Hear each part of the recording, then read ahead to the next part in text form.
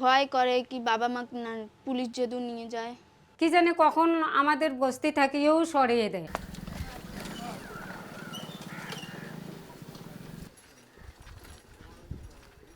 নেতাজি সুভাষচন্দ্র বসুর আজাদ হিন্দ বাহিনীর কথা মনে রেখে একসময় সরকার এই বস্তির নাম রেখেছিল জয় হিন্দ।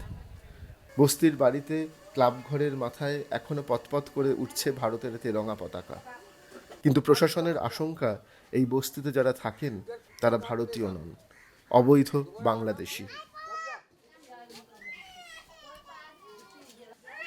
তাই দিল্লির বুকে তৈরি আস্ত একটি বস্তির বিদ্যুতের লাইন কেটে দিয়েছে সরকার।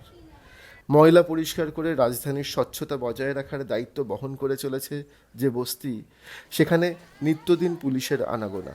যাকে তাকে যখন তখন তুলে নিয়ে গিয়ে জেরা করা হচ্ছে।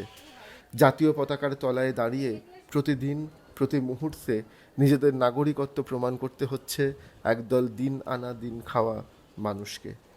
তাদেরই অন্যতম ফাতেমা বিবি। মেয়ে আর স্বামীকে নিয়ে দীর্ঘদিন ধরে দিল্লিতে বসবাস করেন ফাতেমা। বিভিন্ন এনজিওতে ছোটোখাটো কাজ করে দিন চলে তার। সরকারের তৈরি করে দেওয়া বস্তির কমন টয়লেট পরিষ্কারের দায়িত্ব তার। সেই ফাতেমাই এখন জয় হিন্দ বস্তির অন্যতম প্রতিবাদী মুখ হয়ে উঠেছেন। তাদের সঙ্গে যে অনাচার হচ্ছে বলে অভিযোগ, তার বিরুদ্ধে সোচ্চার ফাতেমা।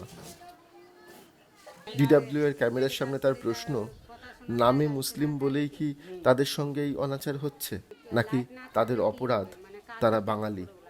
পুলিশকে একাধিকবার নিজেদের কাগজ দেখিয়েছেন ফাতেমা এবং তার স্বামী, কিন্তু তা তো ভয় কাটছে না। গুড়গাঁও সহ দেশের বিভিন্ন প্রান্তে বাঙালি পরিযায়ী শ্রমিকদের সঙ্গে যে কাণ্ড হচ্ছে, তাতে তাদের আশঙ্কা যে কোনো দিন তাদের কোনো কারণ ছাড়া পুলিশ তুলে নিয়ে যেতে পারে।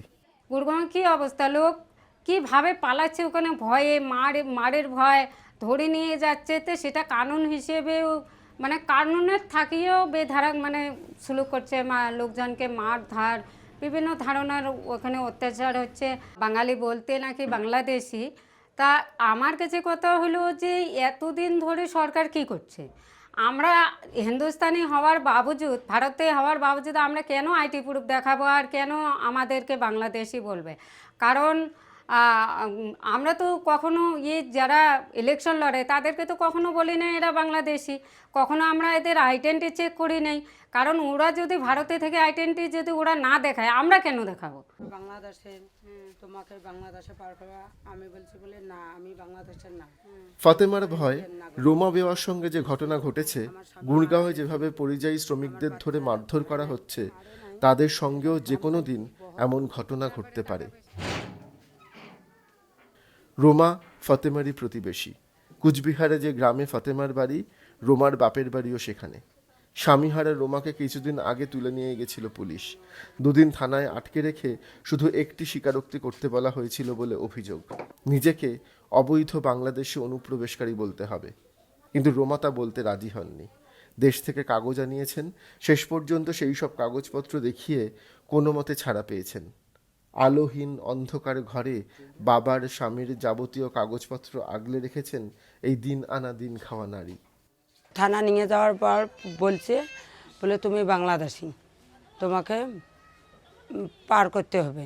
বলে না, আমি তো বাংলাদেশি না, আমি তো ইন্ডিয়ার। আমার এখানে গুড়গাঁওয়ের স্বামীর বাড়ি, আমি এখানে থাকি, এখানে আমার নিজের ঘর যোগ্যী, আমার বাচ্চা নিয়ে থাকি, আমার স্বামী মারা গেছে। কয় না, তুমি বাংলাদেশের, জবরদস্তি বলছি। বলে আইডি দেখো, আইডি দেখো। কয় বলে না, এ তো আধার কার্ড তো যখন তখন বানাইতে যায়, এই রকম করে ধমকি দিছে।